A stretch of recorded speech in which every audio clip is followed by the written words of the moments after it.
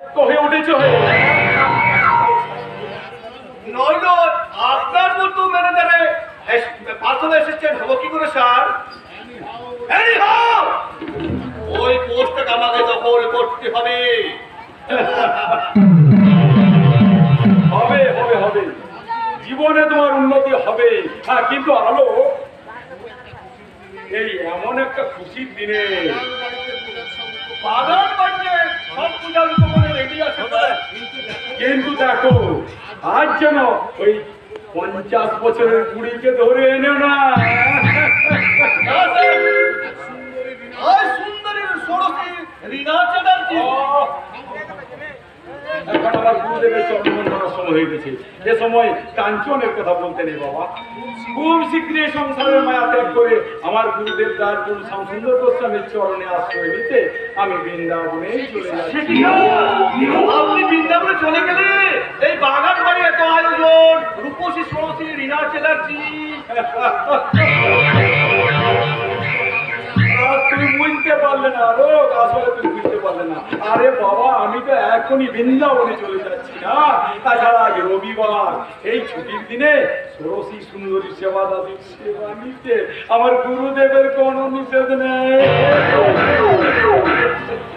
গুরু ব্রহ্মা গুরু বিষ্ণু গুরুদেব মহেশ্বর গুরুদেব পরম ব্রহ্ম তস্মৈ শ্রী গুরুবে নমঃ।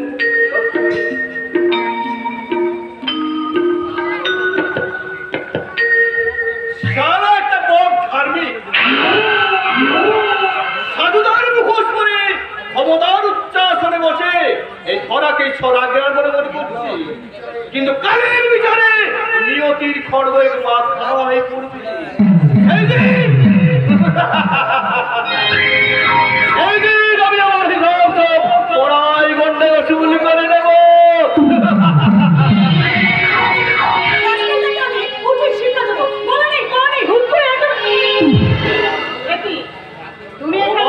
অবাক হলে মনে হচ্ছে খবর না কেন, যার গেটের বাইরে থাকার কথা সে হঠাৎ এই অন্দরমহলে আমার প্রিয়ন থাকতে পারে না। পারে, নিশ্চয়ই পারে, কারণ কর্মচারী হিসাবে। শুধু কি তাই, অন্য কোনো ভাবে না না, কোনো প্রয়োজন থাকতে পারে না, কারণ মালিক আর কর্মচারী এই দুটো কথার মানে যে এক নয়। কিন্তু মিস্টার দাশগুপ্ত, আপনার বাবার বিচারে আমি এক কিংবদন্তি শয়তান। মনের মুক্ত দিয়ে বাঁধানো লাখ টাকা দামের জুতো। মিস্টার মজুমদার ছেঁড়া ছাপড়ার স্থান কিন্তু মাথার উপরেই হয়, কিন্তু লক্ষ্মণের জুতোর স্থান পায়ের নিচেই হয়। কিন্তু আপনারও বোধ হচ্ছে জানা নেই মিস্টার দাশগুপ্ত, আপনার বাবার শয়তানিতে আমি সঙ্গ দিতে গিয়ে আজ আমি কিংবদন্তি শয়তান। তাই আজকের আপনার অপমানের বদলা নেবে আমার স্ত্রীশাক্ত ছবলে। আমি ম্যানেজার, আপনার বাবার অর্থলিপ্সা আর অহংকারে পরিপূর্ণ শ্যাম সুন্দর নিকেতন সব কিছুকে ম্যানেজ করার জন্য আজ আমি ম্যানেজার বেতার কাল দেবী। আমার প্রতি বিপরীত গেলে আপনার জীবন হয়ে বুদ্ধি সবই থাকবো। আমি পূর্বাভাস দিয়ে গেলাম, পূর্বাভাস।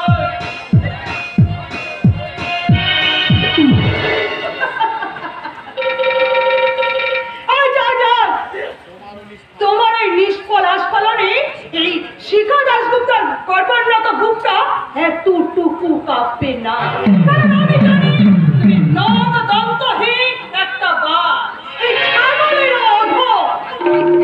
তাই কান খাড়া শুনে যাও, অলোক মজুমদার আমার সৌভাগ্য রেখা মুছে দিতে পারে এমন কেউ নেই এই পৃথিবীতে। অন্ধ অভিজাতের যখন মানুষ প্রলাপ হয়ে যায় তখন ঠিক এমনি প্রলাপেই বকে দাদা তুমি তোকে একটা গল্প বলতে এলাম, শুনবি? গল্প? এ শুধু গল্প নয় রে, আমার নিজের চোখে দেখা এক আত্মশ্চর্য দৃশ্য বলছি, শোন। দেখলাম একটা মুমূর্ষ রোগী, যে নিজে সোজা হয়ে দাঁড়াতে পারছে না, সে কিন্তু অন্য একটা রোগীকে সুস্থ হয়ে ওঠার জন্য এই খুনের তোড়ানো দিয়ে অভিনন্দন জানাচ্ছে। বাহ, very interesting তো। সেই জন্যই তো আমি এলাম এই খুনের তোড়াটা তোকে দেওয়ার জন্য। নে, নে ধর। বাহ। কিন্তু হঠাৎ আমাকে? এই ফুলগুলো দিয়ে তোকে অভিনন্দন জানালাম সেই রোগীটাকে সুস্থ করার জন্য। তার মানে? মানে মানে আমার বিচারিত যোগ্যতা প্রস্তাব ছেড়ে যাবো, কিন্তু তা তো তোকে আমি দিতে পারলাম না রে। কারণ কারণ কোন মন কুশিক্ষার কবলে পড়লে তার তার দায়ভার যে তার দাদার উপরে ভাবতায় রে বোন। আমি তোমার কথা কিছুই বুঝতে পারলাম না, কিন্তু এটা তো সেই স্কাউন্ডার প্রদীপ রায়ের হাতে ফুল। তাই এই ফুলটাকে আমি ওই ডাস্টবিনে ছুঁড়ে ফেললাম। গঙ্গার জলে মোড়া ফাঁসিয়ে দিলে গঙ্গাকে যেমন অপবিত্র করা যায় না, তেমনি ভালোবাসার ফুলে মিথ্যার প্রলেপ দিলে সে ভালোবাসা কখনো বিলুপ্ত হয়ে যায় না রে বোন, কখনো বিলুপ্ত হয়ে যায় না। হ্যাঁ রে শিখা, পরোপকার পরোপকার যে মানুষকে কতখানি মহান করে, নিজের দুঃখ ভুলে পরের সুখে মানুষ যে কতখানি মধুর হাতে হাঁটতে পারে, তাই প্রদীপ রায়কে না দেখলে আমি জানতাম না রে। ওই প্রদীপ রায়কে না দেখলে আমি জানতাম না সে হাসি ভালো লাগবে না রে, সে হাসি ভালো লাগবে না। কারণ কারণ সব আন্দোলনে ঋণ করে গুরুজি বন্য হিন্দু গানের উপত্য নৃত্য গানে অপার আনন্দ দেয়, তারা স্বর্গীয় হাসির মর্যাদা কোনদিন দিতে পারবে না রে। কিন্তু সে যে আমাকে অপমান করেছে, রাস্তা থেকে আমার গাড়ি ফেলে দিয়েছে। কিন্তু কিন্তু কেন ফেলে দিয়েছে তা তো বললি না রে বোন। না মানে আমরা রাস্তার উপর গাড়ি রেখে বেলাপ পড়া করছিলি, আর সে একজন মৃত্যুপত্র যাত্রীকে হাসপাতালে নিয়ে যাচ্ছিল, সে বারবার অনুরোধ করা সত্ত্বেও তুই গাড়িটা সরাসনি, আর তাই বলে তুই কিনা তার মাথাটা ফাটিয়ে দিয়েছিস। তার মৃত্যুপথ যাত্রীকে সে বাঁচাতে ওর গাড়িটা উল্টে ফেলে দিয়েছে, আর তুই মাথাটা ফাটিয়ে দিলি। বাবা বাবা বাবা, চমৎকার! এই বিজ্ঞানী যুগে শিক্ষার অগ্রগতি, এটাই তো সুফল। কেন অনুমানে মুক্ত করাচ্ছ বড় না? জানা থাকলে যে পাতি হয় না, আসলে জানতে হয়। মিথুন, হ্যাঁ বাবা, লেখাপড়া শিখলে যে শিক্ষিত হওয়া যায় না এমন প্রমাণ বর্তমান যুগে অনেক আছে। মিঠুন, তুই কি আমাকে অপমান করতে এখানে এসেছিস? সে দৃষ্টতা আমার নেই দিদিমণি, কারণ আমি নামে মিঠুন কিন্তু কাজে সিনেমার হিরো নয়। ওই ফুটপাথ থেকে পুড়িয়ে আনা এক চাকর মাত্র। মিঠুন, যখন আমরা ওই বস্তির ঝুপড়িতে বাস করতাম, তখন আমার দিকে পরের বাড়িতে ঝিগিরি করে খাইয়ে আমাকে মানুষ আর হঠাৎ দেখি পাশের নিচে চাপা পড়ে আমার দিদির দেহটা নিথর হয়ে গেল। আর আমি হয়ে গেলাম সর্বহারা বৃক্ষ, সমাজের আবর্জনা, একটা ফুটপাত বাসি কুকুর। ওসব কথা এখন থাক মিথুন, ওসব এখন থাকবে কেন বড় দাদা? আর সেই কুকুরটাকে তুমি ওই পাশ থেকে কুড়িয়ে এনে এই বাড়িতে বাস আর প্রথম দিনের দেখাতেই আমি আমার হৃদয় বেদিতে বসিয়ে তোমাকে মনে মনে ভেবেছিলাম তুমি শিখানো দীপা, আমার বোন, আমার মা, আমার অন্য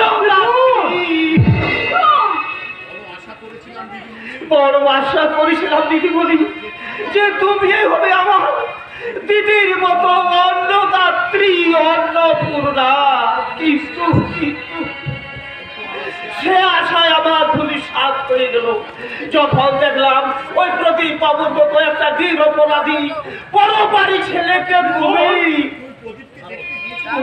তুই প্রদীপকে দেখতে গিয়েছিলিস রিপোর্ট? শুধু দেখা নয় বড়দা, ও বাড়ি থেকে আমি একটা নতুন অভিজ্ঞতা নিয়ে ফিরে এসেছি। তাই নাকি? এখন প্রদীপ কেমন আছে মিঠুন? আগে বেকার বলে লাঞ্ছনা গাঞ্জনা খেয়ে দুবেলা দু মুঠো ভাত পেত, আর এখন তো তার মাথা ফেটেছে। তাই সংসারের সমস্ত লাঠি ঝাঁটা খেয়ে। কি বলছিস মিঠুন? এমন একটা অসুস্থ ছেলেকে আমার সামনে ওকে ওর বৌদি যেভাবে অপমান করছিল, আর তাতে আমি থাকলে এক মুহূর্ত সে বাড়িতে থাকতাম না। কিন্তু কিন্তু সে তো বেকার, তাই লাঠি ঝাঁটা সহ্য করার শক্তি ঈশ্বর ওকে দিয়েছে। মিঠুন, তুই এবার চুপ করে। কেন কেন দিদি বলি, ওই বেকার বাউন্ডুর ওই ছেলেটার কথাগুলো কি তোমার খুব অসহ্য লাগছে? শিখাও। বর্তমান যুগে আমাদের মতো মদগর্পিত হরিরা সত্যকে মিথ্যা আর মিথ্যাকে সত্য সাজিয়ে ভালো অভিনয় করতে পারে। তাই তুই কি ভাববি সেরকম একটা অভিনয় করতে? অভিনয়? হ্যাঁ বল। কার সঙ্গে? আমি কার সঙ্গে কিসের অভিনয় করবো? প্রদীপের সঙ্গে মৌখিক মিথ্যা অন্তরার অভিনয়। দাদা, কি বলছো তুমি? ঠিক বলছি রে বল, ঠিকই বলছি।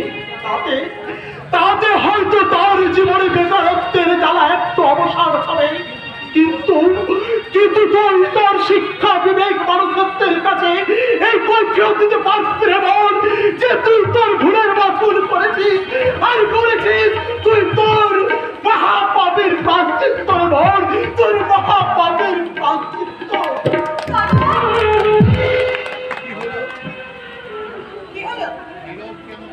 নীরব কেন? দাদার মন্ত্র শিষ্যা মিঠুন চক্রবর্তী, এবার আপনার সুপারহিট ফিল্মের ডায়লগগুলো শুরু করে দিন। দিদিমণি, এই চোখের নোনা জলে চিড়ে ভিজিয়ে খেয়ে যারা বাঁচার স্বপ্ন দেখে, সে স্বপ্ন সার্থক করার সৌদাগর এই পৃথিবীতে কেউ নেই দিদিমণি, এই পৃথিবীতে কেউ নেই। কিন্তু আজ তুই আমাকে একটা সত্যি কথা বলবি? কি কথা দিদিমণি? তুই কত তুই লেখাপড়া করেছিস আর তোর প্রকৃত শিক্ষাগত যোগ্যতা কি? এই দাড়ি পাল্লায় মাপার মতো আমার কোনো শিক্ষাগত যোগ্যতা নেই দিদিমণি। তবে আমি নিজের মনকে এই ভেবে সান্ত্বনা দিই যে আমি এই সমাজ সংসার পৃথিবীর পাঠশালায় একজন গ্রাজুয়েট, ফার্স্ট গ্রাজুয়েট। তাই যদি তুই মনে করিস, তাহলে এবার তুই চাকরের মতো পড়ে আছিস কেন? এখানে আমার মান সম্মান সর্বস্ব আছে বলে। সেটা কি? সেটা হচ্ছে আমার দিদি। মিঠু,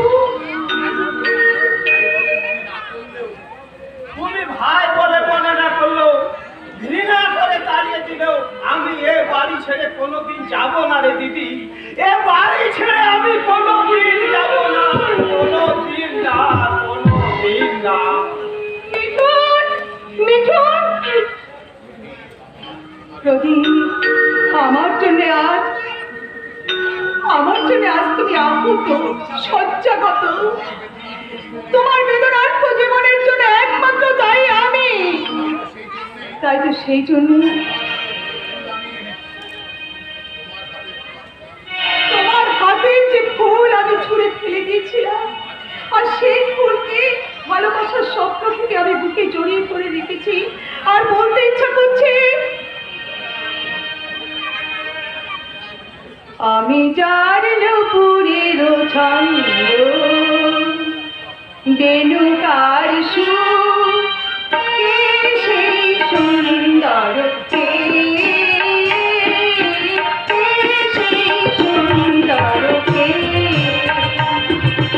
আমি যার নুপুরের ছন্দ, বেণুকার সুর, কে সেই সুন্দর, কে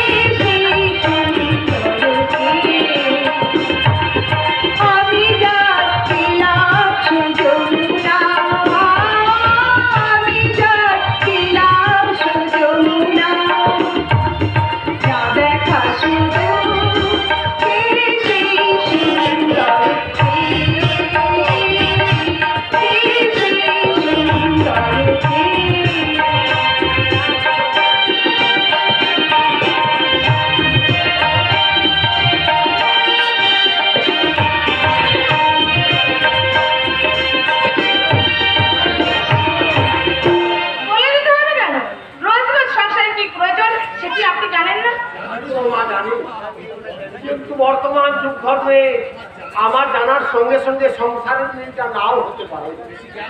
বেশি জ্ঞান দেবেন না, বুঝলেন? হ্যাঁ, কারণ আপনার মতো স্কুলের মাস্টারমশাইয়ের জ্ঞান এখানে আর এখানে আর কাজে লাগবে না, এটা আমি মর্মে মর্মে বুঝি। শুনে ধন্য হলাম, কিন্তু সেই বোঝার দোষটা একটু বলুন। জানো বৌমা, জানো আগে সংসারে সার বস্তু ছিল বাবা মা, এখন তারা সংসারের ভারী বোঝা জঞ্জাল। আগে পরিবারের কর্তা থাকতো পুরুষ, আর এখন বউয়েরাই ধরেছে সংসারের হাল। কেন? তাতে কি আপনাদের গায়ে প্রশ্ন পড়ে যাচ্ছে নাকি? ফসকা পড়বে কেন বৌমা, ফসকা পড়বে কেন? তবে কথা কি জানো বৌমা, সংসার কারাগারে বন্দি কয়েদির দায়িত্ব অনেক বেশি। সে দায়িত্ব পালন করা মেয়েদের মুখে সম্ভব নয়, তাই তো? সেটা আপনি বলবেনই, কারণ বইয়েরা যদি সংসারের দায়িত্ব নেয় তাহলে আপনাদের মতো মা বাবা যে বড্ডই অসুবিধা হবে। এ কথা বলছো কেন বৌমা? কারণ কারণ তাদের ছেলের মাথায় হাত বুলিয়ে তাকে সর্বশান্ত করতে পারবেন না। সংসারের কোনো বাবা মা তার সন্তানের মাথায় হাত বুলাতে চায় না। আর কেউ না চাইলে আপনাদের মতো মা বাবারা চাইবে, আর সেটা পারেননি বলে আপনার গায়ে এত জ্বালা। তুমি ভুল বললে বৌমা, ভুল বললে। বৃদ্ধ হলে মানুষ কিছুটা স্মৃতি ভ্রংশ হয়ে যায়, তাই তারা কখনো কখনো স্থান কাল ভুলে গিয়ে অবিবেচকের মতো কথা বলে। তাই বলে কোনো বাবা মা চায় না তারা স্বার্থপর হবে।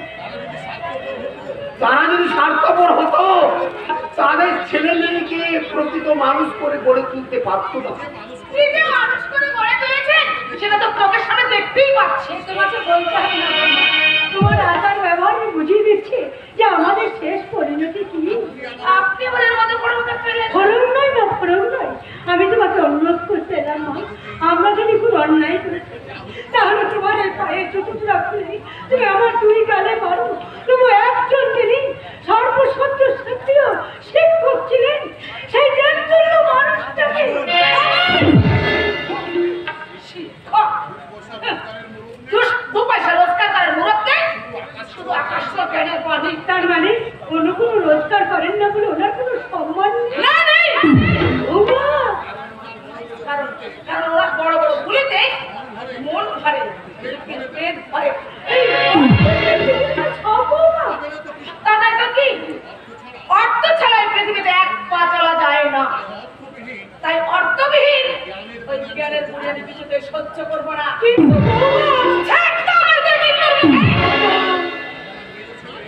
আপনার হয়েছে ছেলে একটা টাকা রোজগার করবে না, বিকাল বাউন্ডারে ছোট ছেলে মাথা ফাটিয়ে বসে আছে, বলে কি সংসারটাকে হাওয়ায় চলবে? সব সংসার চলছে করুণা। বিশ্ববিখ্যাত নাট্যকার উইলিয়াম শেক্সপিয়ার বলেছিলেন, "the world is a stage." পৃথিবীটা একটা রঙ্গমঞ্চ, আর সেই জীবন রঙ্গমঞ্চের শেষ প্রান্তে দাঁড়িয়ে ওই কথাগুলোর অর্থ আমি মর্মে উপলব্ধি করছি। কিন্তু বৌমার কথা তুমি তো ভুল করছো গো। সংসারে আমাদের মতো বাবা মায়েরা ভুল করে যায়, কিন্তু সেই ভুলকে ফুল করে ফুটিয়ে তোলার সাধ্য কারো নেই। তাই আমাদের সন্তানেরা ও আমাদের কয়েকখানায় বন্দি, তাই প্রাক্তন শিক্ষক প্রভাত রায়ের হাতে আজ বাজারে আর কোনদিন হয়তো তোমাদের পরনের কাপড় কেটে আনার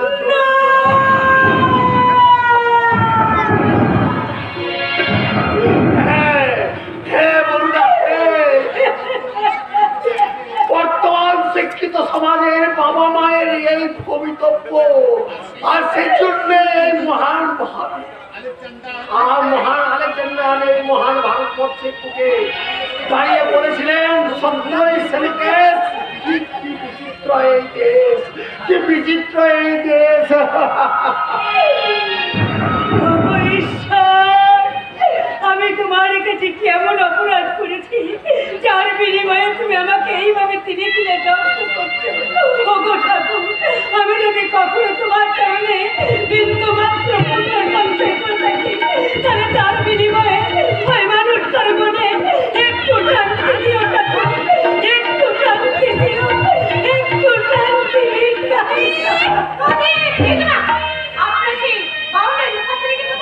কেন মা? কবিরকে তোমার কি দরকার?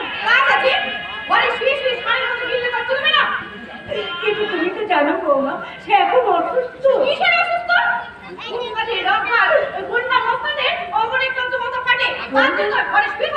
বৌমা, ঠিকই বলেছো বৌদি, আমাদের মতো বেকার ছেড়ে কিছু হয় না, তাই এই লোক দেখানো ব্যাট্রিকটা না থাকাই ভালো। না বাবা না, আমার ঠিক নেই।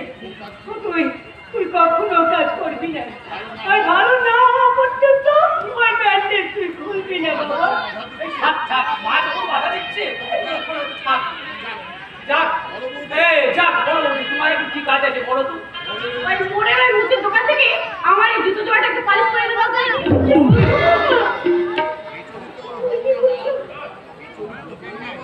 বিচলিত হও না মা, বিচলিত হও না, ওই কাজটা করে দিতে আমি নিশ্চয়ই পারবো। তুমি কোনো চিন্তা করো না, এই কিছুক্ষণের মধ্যে না তোমার এই জুতো জোড়া আমি তা করছি। তবে একটা কথা আমি জিজ্ঞেস করবো বৌদি। এই তো মাত্র কদিন আগে মেডুদা তোমার জন্য একটা দামি শাড়ি তোমাকে গিফট দিয়েছি, কিন্তু তুমি তো দেখছি এখন ওই প্যান্ট শার্টের মোহ দাগ করতেই পারো না। তাহলে সেটা কি না খুলিয়ে কাউকে বলার জন্য যে দেখো আমার স্বামী একটা মস্ত বড় অফিসার, তাই আমার জন্য এই শাড়িটা গিফট দিয়েছে। আমি তুই পোশাক করবো, তার পিছনে নাকি তোমার মতো লোক রেখে দিতে হবে নাকি? বাড়িতে তো চেঁচামেচি কিসের? দেখো না তোমার এই লোকের ভাইটাকে, আমি একটু জুতোটা পালিশ করে আসতে বলেছি বলে আমাকে চাচ্ছে না। ভুল তো তোমারই ডোনা, তুমি তো জানো অলক মস্তিক কারখানা, তাই ওদের মতো রোগবাজ মস্তরা যে পাতে খায় সে পাতকেই ফুটো করে ফেলে। তাছাড়া ওকে বলার কি দরকার ছিল? একটু আগে তো বাবা বাজারে গেলেন, তাকে বললেই তো ফেরার পথে বাবা তোমার জুতোটা পালিশ করে নিয়ে আনতে পারতো। মাননীয় ভদ্রমণ্ডলী, এতক্ষণ আপনারা শুনলেন একজন বিখ্যাত মাস্টার মশাইয়ের সুযোগ্য সন্তানের মুখে একবিংশ শতাব্দীর সেরা সংলাপ। শুনে চমকে না উঠে আপনারা আপনাদের মনের মধ্যে লিপিবদ্ধ করে রাখুন, তাহলে অন্তত আপনারা এটুকু বুঝতে পারবেন যে বর্তমান উন্নত সমাজ ব্যবস্থা নামক কোন বারুদের স্তূপের উপর আপনারা বাস করছেন। পবিত্র তোর একটা বাড়াবাড়ির সীমা থাকা উচিত। জানি জানি, যেমন উচিত ছিল তোমার কথাগুলো, কারণ সব কিছুর সীমা আমার একার জন্য নয়, তোমারও জন্য। What do you mean? এই ধারণাটা তোমার বদলে ফেলা উচিত। এর জন্য যে দুটো হাত আর দুটো পা আর কিছুটা লেখাপড়া আর একটা সুন্দরী বউ থাকলে আদর্শ মানুষ হওয়া যায় না। এই বাড়িতে দাঁড়িয়ে মার কাটবে ওর সাথে কথা বললে ঘর ধাক্কা দিয়ে মারতে বের করে দেবো। কি বলছো বাবা? পবিত্রের বাড়ি? এবারে সম্মানীয় অতিথি, আর আমরা বুঝি বানের তলা ভেসে আসছি, তাই না? আমি যে প্রদীপের তাই বাইরের কুকুর বাড়িতে ঘেউ ঘেউ করলে তাকে তাড়ানোর অধিকারটুকু আমাদের নেই। শুনুন মা, ভদ্রলোকের বাড়িতে কোনো ভদ্র অতিথি এলে তার যোগ্য সম্মান সে নিশ্চয়ই পাবে, কিন্তু চকচকে পোশাক পরা ভদ্রলোকের কোনো ছোট লোক এলে তার ভয় কিন্তু এ বাড়িতে হবে না।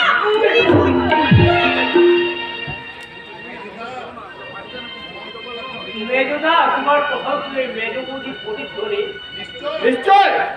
তুই কি মনে করেছিস তোমরা সবাই মিলে আমার বউকে এইভাবে অপমান করে যাবি আর আমি সহ্য করে যাব? আজ প্রথম দিন, তাছাড়া তোরা এ বাড়ির নতুন বউ, তাই কিছু বললাম না। দ্বিতীয়বার যদি এই ঘটনা ঘটে তাহলে এই সংসারের একটা নতুন কুরুক্ষেত্র হবে, সেটা তোরা সবাই মনে রাখে। বাবা পবিত্র, তুমি কিছু মনে করো না বাবা, বুঝতেই তো পারছো বাবা। মাগো, আমি যে প্রদীপের বন্ধু মা, তাই সহ্য শক্তিটা আমি এর কাছ থেকেই পেয়েছি। ঠিক আছে বাবা, তুমি এখানে বসো, আমি তোমার জন্য চা করে নিয়ে আসি। হ্যাঁ রে প্রদীপ, এই রাখালদা তো সম্পূর্ণ সুস্থ রে। তাহলে জানবি আমিও সম্পূর্ণ সুস্থ। কারণ আমার এই মাথার যন্ত্রটা আঘাতের জন্য নয় রে পবিত্র, ওই রাখালদার জন্য, ওর সংসারটার জন্য। প্রদীপ তুই আমি মরে গেলে এই সংসারে কারো একটু ক্ষতি হবে না রে পবিত্র, কিন্তু রাখালদার যদি কিছু হয়ে যায় তাহলে ওর সংসারটা যে ভেসে যাবে রে পবিত্র, ওর সংসারটা যে একেবারে ভেসে যাবে। এ কি আপনি দাঁড়িয়ে রইলেন কেন? ভিতরে আসুন। আসতে পারি যদি আপনি আমাকে ক্ষমা করে দেন। রাখালদা সুস্থ হওয়া উঠে পর কারো উপর রাগ বা অভিমান আমার নেই Sita Devi. I am very happy. তাহলে এখানে নিন রাখালদার সুস্থতা আর আপনার সুখের দ্বারে আমার পুত্র উপহার। মাননীয় দর্শক মন্ডলী, এই দর্পের বুদবুদায় বাস্তবতার আকাশ থেকে ঝরে পড়লো, বিন্দু বিন্দু বাড়ি হয়ে ঝরে পড়লো শুষ্ক রুক্ষ প্রস্তর বই মরুভূমির বুকে। যে দৃশ্য শুধু কবির কল্পনায় নয়, তা আপনাদের সামনে আজ প্রবাহমান। কিরে পবিত্র, কি ভাবছিস? ভাবছি শরতের মেঘমুক্ত আকাশে কোথার থেকে একটা ছোট্ট মেঘ ভেসে এলো। পবিত্র বাবু, সেই সঙ্গে আমি চেষ্টা করে দেখছিলাম এই কুটির সমাজের দর্পণে ভেসে ওঠা এই দুটি চরিত্রকে পাশাপাশি দাঁড় করিয়ে একটা নবমেঘদূত রচনা করা যায় কি না। চলি চলি রে প্রদীপ, চলি। Bye, good bye. পাগল কোথাকার। আপনার মতো বন্ধু পেলে সবাই যে পাগল হতে চাই। তাই নাকি? তাহলে আপনি পাগলিনী না হলে কি আর এত দূর আমি ছুটে আসি? যাক, আমার একটা অনুরোধ আছে। বলুন। আগামীকাল সেই পার্কে একবার আমার সঙ্গে দেখা করবে। কেন? আপনার ওই সব কেনর উত্তর আমি সেখানেই দেব। আজ আসি। সকাল থেকে তো বিলিতের ভাত নিয়ে বাড়িতে হই হুল্লা করছো।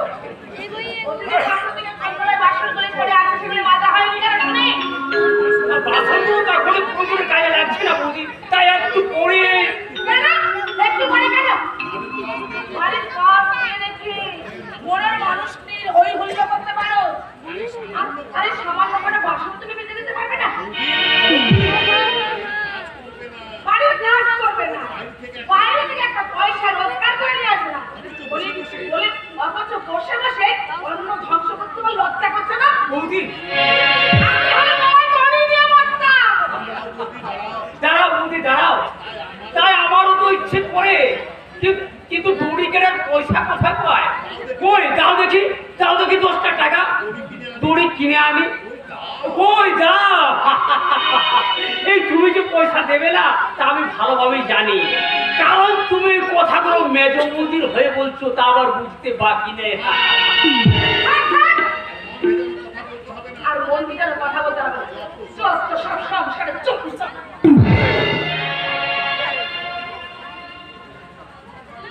এ কি? আপনি এখনো জাননি কেন? চলে গেলে আপনার হৃদয়ে এই যে সহ্য শক্তিটা তো আমি আমার হৃদয় দিয়ে উপলব্ধি করতে পারতাম না। এত বড় অপমান আপনি মুখ বুঝে সহ্য করেন কি করে? পরিণয় শিখা দেবে করতে হয়, কারণ অসীম শক্তি ছাড়া কোনো বেকার ভাই, কোনো দাদার চাকরিজীবী সংসারে বাস, ভাই বা চাকরি সংসারে বাস করতে পারে না। প্রদীপ বাবু, দাদার কথা মতো আমি এসেছিলাম আপনাকে পরীক্ষা করতে, কিন্তু এসে আমি যা দেখলাম তাতে নুনের পুতুল হয়ে সাগরে নামার সাহস আমার নেই। তাই আজ আমি আসছি, দয়া করে যদি আপনি পার্কে আসেন তাহলে কালকে আবার আমাদের দেখা হবে। আসছি। গায়ে দুষ্প্রতিহ জ্বালা যেন দিন দিন বেড়েই চলেছে।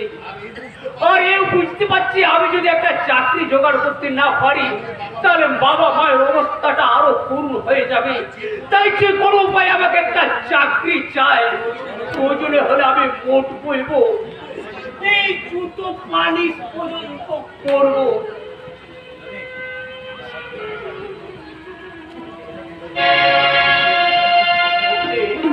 ওদের কি মেজো বৌমার জুতো পালিশ করা দেখেছে নাকি?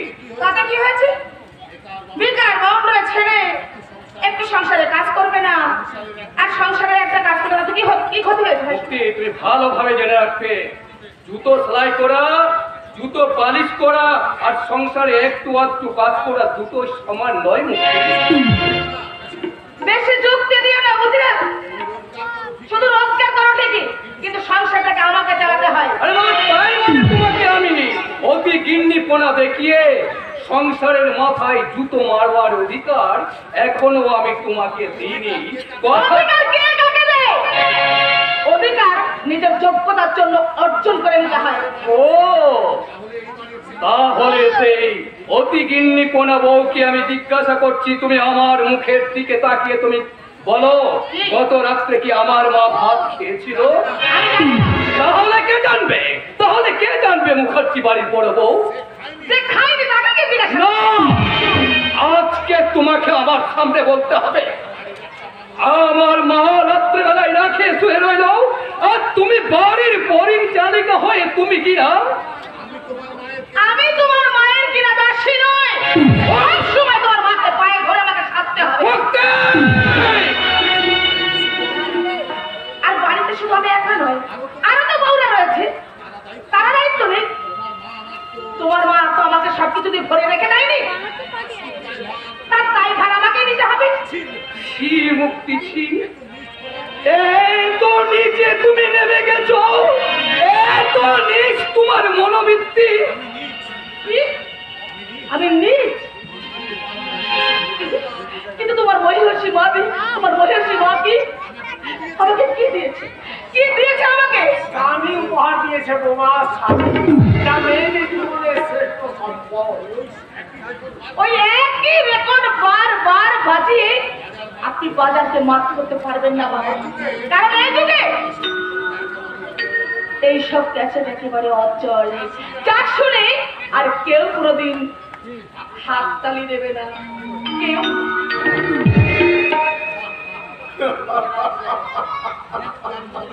বাবা, আপনার মনের বেদনা আমি বুঝতে পারছি বাবা, কিন্তু কিন্তু আজ আপনি বিশ্বাস করুন বাবা, আজ আজ আমি এই সংসারে যে বড় অসহায় হয়ে গেছি বাবা।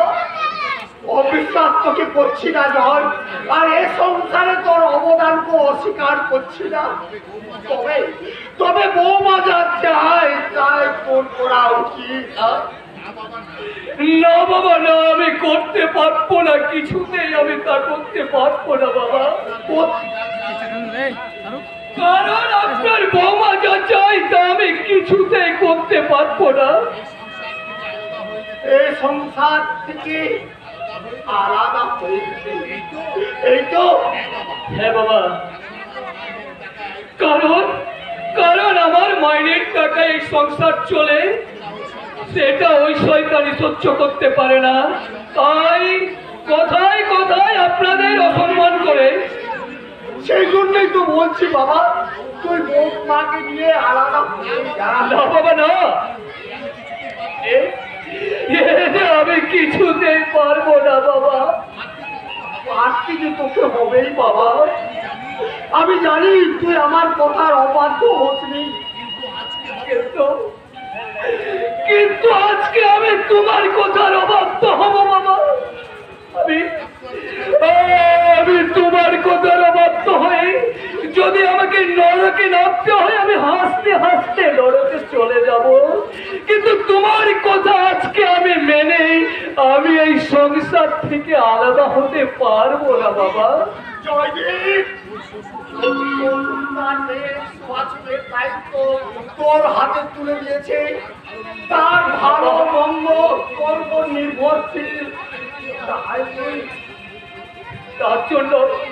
তার জন্য কিচ্ছু যায় আসে না বাবা, তার জন্য কিচ্ছু যায় আসে না। কারণ একটা মেয়ের অন্যায় আবদারকে মেনে নিয়ে একটা সোনার সংসারকে টুকরো টুকরো করে দিতে আমি যে ছোট্ট থেকে আপনার কাছে সে শিক্ষা আমি পাইনি বাবা। আমি তোমার পায়ে ধরে অনুরোধ করছি বাবা, এই তোমার পদাশ্রয় থেকে কোনোদিন যেন আপনি আমাকে দূরে সরিয়ে দেবেন না বাবা, কোনোদিন যেন আপনি দূরে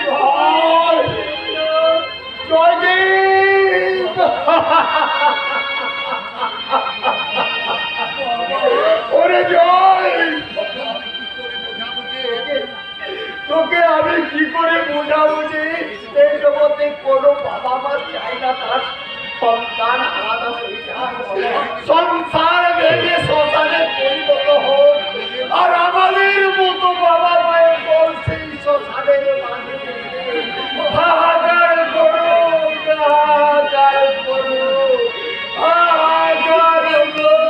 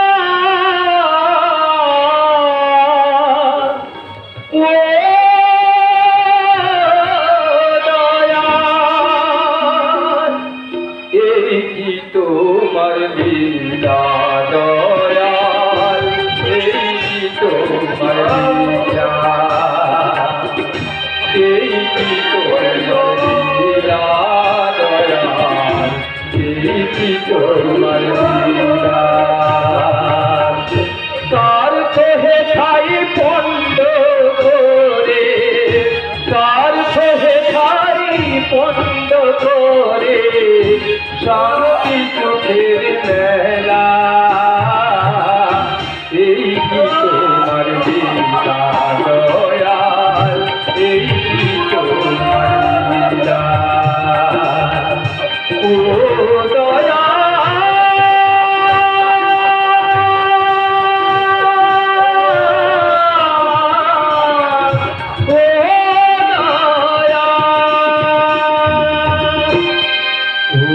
ভগবান তুমি বারে বারে আমারে কেন এত যন্ত্রণা দাও, ভগবান কেন এত যন্ত্রণা দাও, ভগবান তুমি বারে বারে আমারে কেন এত যন্ত্রণা দাও, ভগবান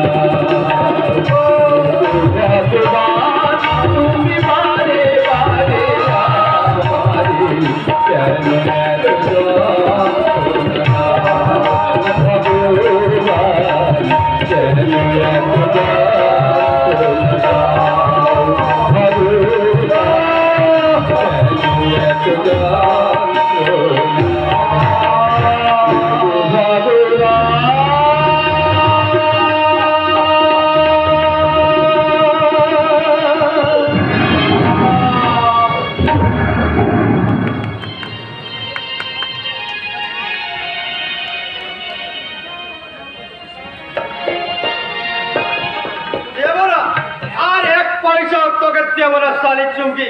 তুই শালি মানে জল দিয়েছিস, তাই আমার নেশা একটু ফিকে হয়ে গেছে। যাক, তাহলে একটা গান গেয়ে শালা নেশাটাকে একটু জমিয়ে নি। दो घूट, अरे दो घूट मुझे भी पिला दो शराबी, फिर देखे होता है क्या।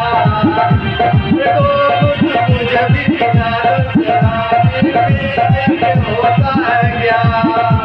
पल मारे पल मार, अरे अरे अरे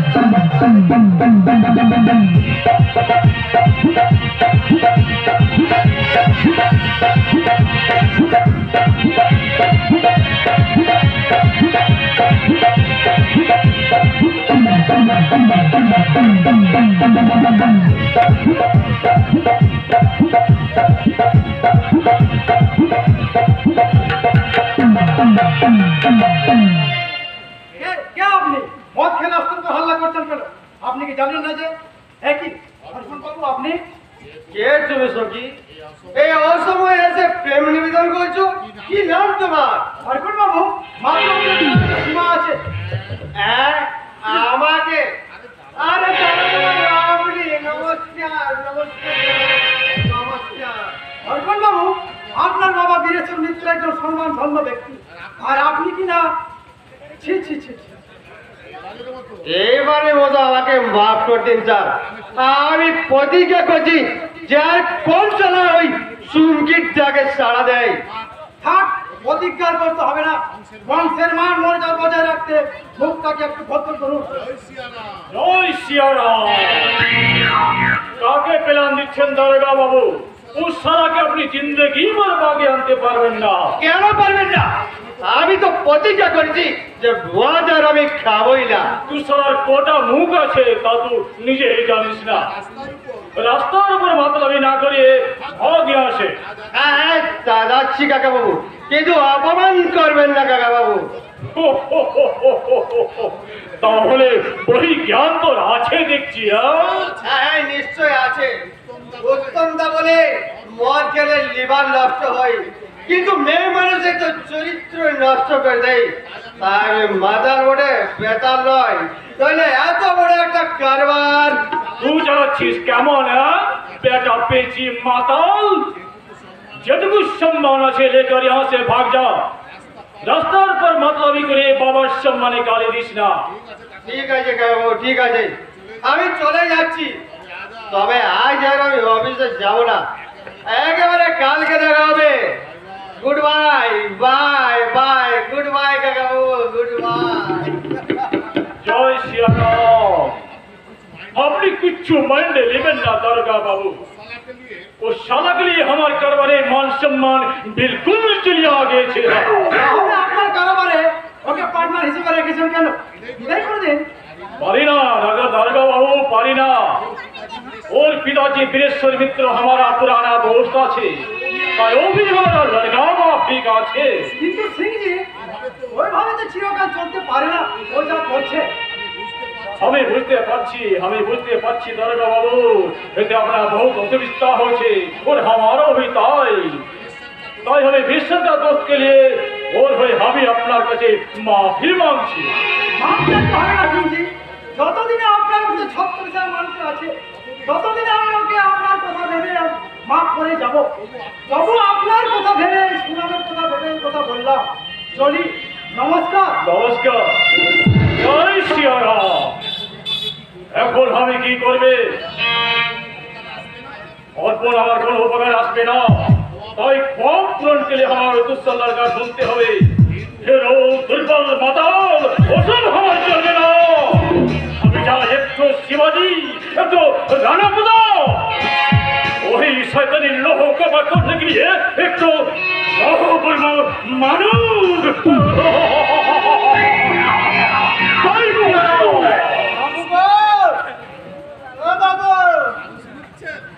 মানুষ করছে, খুব ভালো কথা, খুব ভালো কথা। কিন্তু আমি যে দিনকে দিন গরু হয়ে যাচ্ছি গো। लेकिन क्यों? এই সংসারের জ্বালা আমি যে আর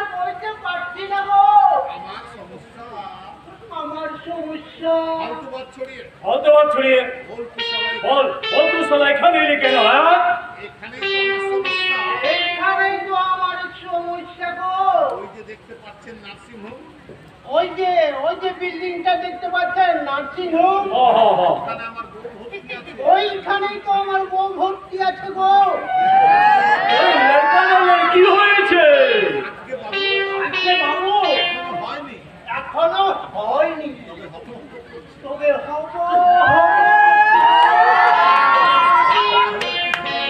তুই সব এখানে এলি কেন?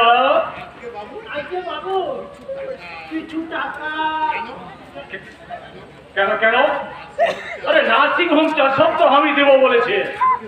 আজকে বাবু সেজন্য না, মানে তো বাবু আমার বউ না কাসুন্দি খেতে চেয়েছে। কাসুন্দি ওই টাইম পর। আজকে বাবু ছেলে হতে একটু দেরি আছে, সময় যেন আর কাটতে চাইছে না, তাই বউ বলল তোমার একটু কাসুন্দি নিয়ে ছোট। 100 रुपया और 100 रुपये लेकर नर्सिंग होम पर जा। ले 100 रुपये ले। যাচ্ছি বাবু, আর কি এখানে থাকি? আমার বলে চিন্তায় রক্ত মাথায় উঠে যাচ্ছে। আমার একমাত্র বউটা এতক্ষণ কি করছে কি জানি। ও বাবু গো, हाँ আমি যাই তাহলে। जा जा। जय श्री राम, जय श्री राम। आजाद तेरा दुनिया और ये दुनिया पर मैं हूँ एक मुसाफिर। ये मुसाफिर कभी न भूले 1982 साल की माँ की पुण्यवान कथा। वही दिन के लिए मैं अभी तक जिंदा हूँ, जिंदा रहूंगा, जिंदा होंगे भागते ही होंगे।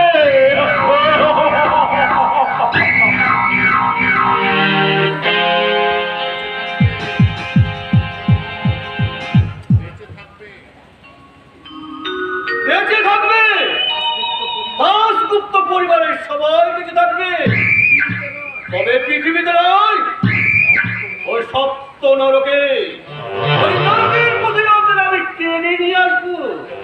ওদের রাজ্য আর রাজধানীর উপর বসে আমি সম্রাট নিরোর মতো বিনা বাজাবো আর তৃপ্তির হাসি আসবো।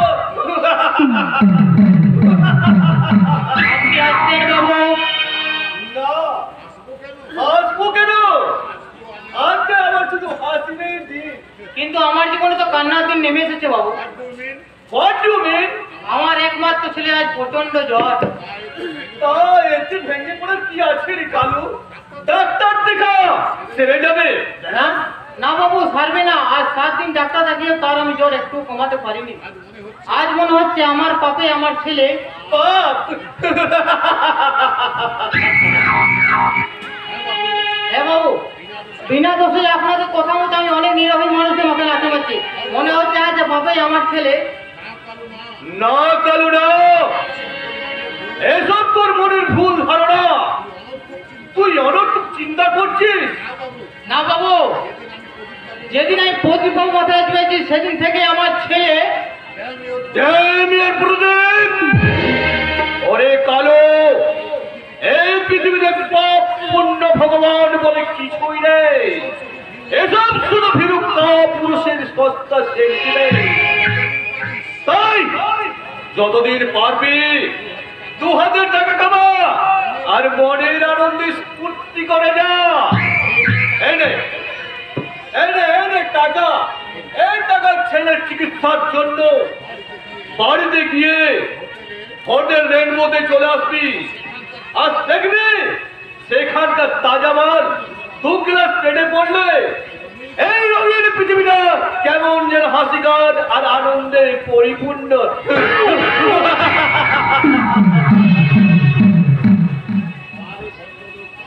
বাহ বাহ রে ভদ্রলোক বাহ। আমার ছেলের জীবন চেয়ে ওদের কাছে ফুর্তিটাই বড়। আর ওদের কথা মতো আমি অনেক নিরীহ মানুষের মাথায় লাগাচ্ছি। না না, কেউ যেন আমার মতন এমনি ভুলের ফাঁদে পা দিও না। আর তোমরাও ছেড়ে দাও আমার মতন এইসব পাপ কাজ, আর ছুঁয়ে ফেলে দাও এইসব পাপের টাকা।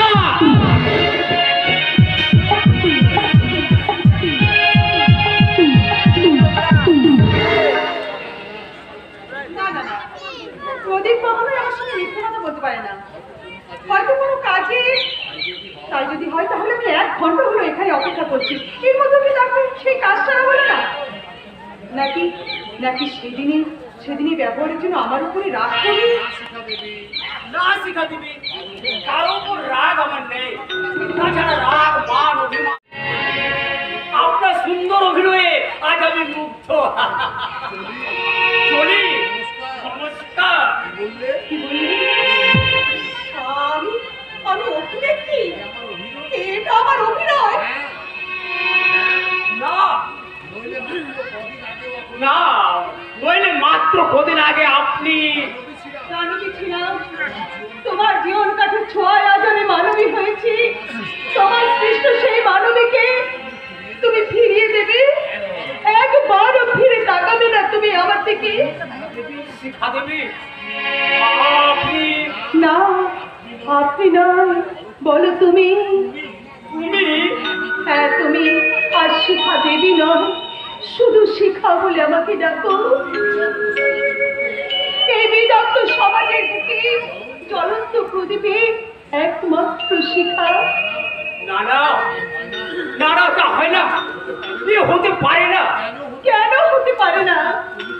তুমি কি পারো না আমার অতীত জীবনকে মুছে দিয়ে, আমার সব অপরাধ ক্ষমা করে দিয়ে আমাকে তোমার যোগ্য করে তুলতে?